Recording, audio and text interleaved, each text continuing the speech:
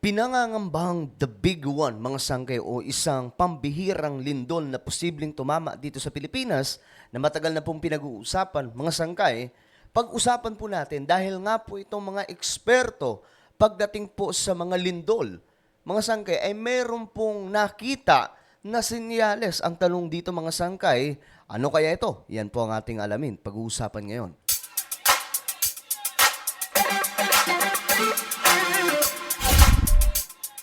Bago tayo magsimula, mga sangkay, pakicheck po muna sa ibaba kung kayo na po ay nakapag-subscribe dito sa ating channel. Ayan po, sa mga nakapag-subscribe na, maraming salamat po sa inyong lahat. So makikita nyo lamang po yung subscribe button sa ibaba, okay? Pindutin nyo lamang po yung subscribe button sa ibaba, tapos i-click ang bell at i-click ang all. Ulitin ko, click the subscribe down below, click the bell, and click all. So ito, mga sangkay, pag-usapan po natin itong nakita po ng mga scientists na malaking problema na noon pa ay pinag-uusapan. Ito po ay walang iba kundi ang The Big One. So sabi ko naman sa inyo, mga sangkay, pag mga mahalagang impormasyon na tumutukoy na po sa kaligtasan ng ating mga buhay, pag-uusapan natin yan dito. Ayan po, Kamsur earthquake, swarm, possible sign of bigger, mas malaking lindol, mga sangkay. Ito po. Ito yung information. Nearly 50 tremors in what the Philippines Institute of Volcanology and Seismology, PHIVOLCS, described as an earthquake swarm have been recorded in a town of Camarines Sur since Saturday, August 19. So, nito lang po ito, mga sangkay. Nitong Sabado lang. At ayon po dito, PHIVOLCS Director Teresito Toto Bacolcol said, it is possible that the earthquake swarm could be a signal that a big one is coming. So, ang paggalaw daw na yun, mga sangkay, doon sa, dito po sa Kamsur, ay maybe daw po, said it is possible that the earthquake swarm could be a signal that the big one is coming. Alam naman po kasi natin, mga sangkay, na itong the big one, ilang mga taon na po pinag-uusapan ito. Ewan ko, umabot na po ata ito ng dekada, mga sangkay, until na pinag-uusapan. And I thank the Lord na hindi po talaga nangyayari, dahil kapag nangyari ito, mga sangkay, talagang ibang klase ang hinagpis na mararanasan po ng ating bansa. Sabi po dito, the strongest tremor recorded was magnitude 4.4 on August 19. Ayon po sa PHIVOLCS, an earthquake swarm is a short-lived sequence of minor to light earthquakes showing no identifiable large event or main shock. Grabe. Ibig sabihin, ito ay senyales, mga sangkay, na mula sa mahina papunta po sa mas malakas ng na paggalaw.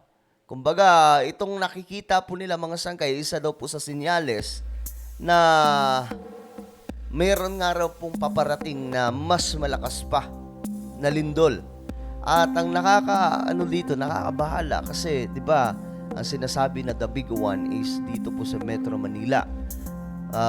Binabaybay po na ito mula po Bulacan, Cavite po ata yun. Tapos papunta po doon sa may Bulacan. Ganun po katindi. Tatama daw po ito at hindi po magugustuhan ng marami ang possible na mangyayari kung ano to. Ay nako, ito, Bacolcos explained that an earthquake swarm may vary in duration and outcome. Di tayo expert pagdating dito, mga sangkay. So, ang ginagawa lamang po natin, inaalam po natin kung ano ito. Pero, ang dami po ngayon sa buong mundo FYI, ang dami pong mga lugar sa buong mundo. Ang hirap na lang i-vlog mga sangkay dahil sa dami po nang nangyayari. Lindol na sunod-sunod ang nagaganap. At syempre, kung magbabasa po tayo ng Biblia, matutukoy po natin kung ano ang nangyayari at bakit ito nagaganap sa panahon natin.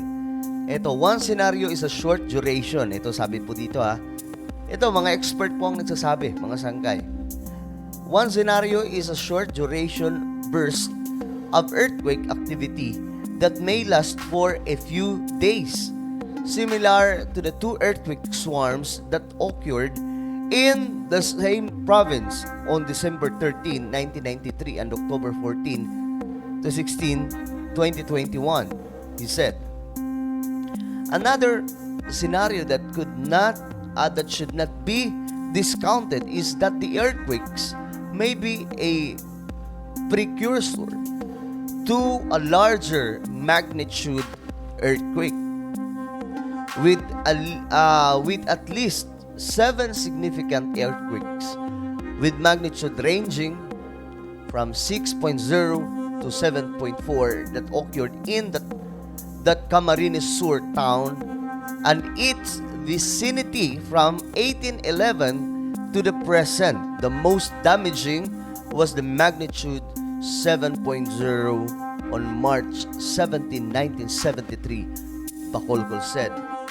Ayan po yung mga nakikita nila mga sangkay na mga possible. So, ano ba to? Ang sinasabi ba nila na the big one is possible dun lamang po sa Camarines Sur? Yung town na yan, mga sangkay. Pero nasa Luzon pa rin po yan, no? Hindi po natin maano dito, wala po silang sinasabi kung saan ba talagang location ang possible na sinasabi nila magkakaroon ng the big one. Ito, pinag-uusapan po mga sangkay, itong Camarines Sur talaga. Even if a larger magnitude earthquake would occur, Bacolcol said that there would be no worry for tsunamis since the epicenters of these earthquakes are situated inland. Okay, mukhang dun nga po ito. So, ang pagkakaalam kasi natin, pag sinabing the big one dito sa Metro Manila, di ba, yung matagal na pong pinag-uusapan. So, kung saan mang location itong nakikita ng mga expert pagdating po sa paggalaw ng lupa, delikado pa rin mga sangkay. Doon daw po may possible tumama na the big one. Alam nyo, magpasalamat po talaga tayo kasi ang Metro Manila na sinasabing hinog na po ay hindi po nangyayari. We have to thank the Lord dahil hindi po nagaganap ang ganong klaseng event. And I'm praying mga sangkay na hindi po talaga mangyari itong sinasabing the big one. Dahil kapag naganap ito, hindi po talaga magugustuhan nating lahat. Kayo na lang mag-research mga sangkay kung ilan ang casualties kapag nangyari ito, ano ang ilang mga building ang masisira. Tingnan yung mga sangkay ang Metro Manila kasi dikit-dikit po yan yung mga building na yan. Ang bihira, kaya nga mga sangkay, nakakakaba, tumira sa mga kondo diba? Pag gumalaw ang lupa dyan, talagang goodbye earth ka So, mas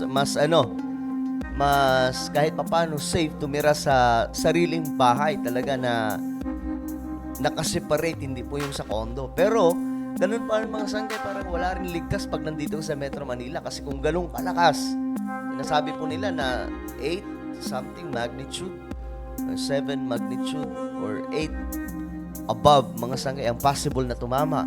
At para po sa isang Metro Manila, napakadelikado po niyan. Delikado po talaga. So let us pray for our country mga sangkay na hindi po talaga ito mangyari. Dahil halimbawa na lamang sa Metro Manila maganap ito, imposibleng hindi dadapa ang ating bansa. Talagang dapa tayo niyan. So let's pray for our country. Ayun naman na nagpe-pray ang marami sa atin, di ba? Na tingnan po natin ngayon, iba't ibang lugar ng ating bansa nililindol. Pero pinoproteksyonan pa rin talaga ng ating Panginoon ng Metro Manila. Kasi alam naman nating lahat kung ano magiging damage, di ba? Sobrang lala po niyan. Yan ang pinakamalala na magiging damage at delikado po talaga. Ano ba ang inyong komento mga sangkay tungkol po dito sa nakita ng mga eksperto pagdating po sa paggalaw ng kalupaan? I-comment nyo lamang po sa ibaba.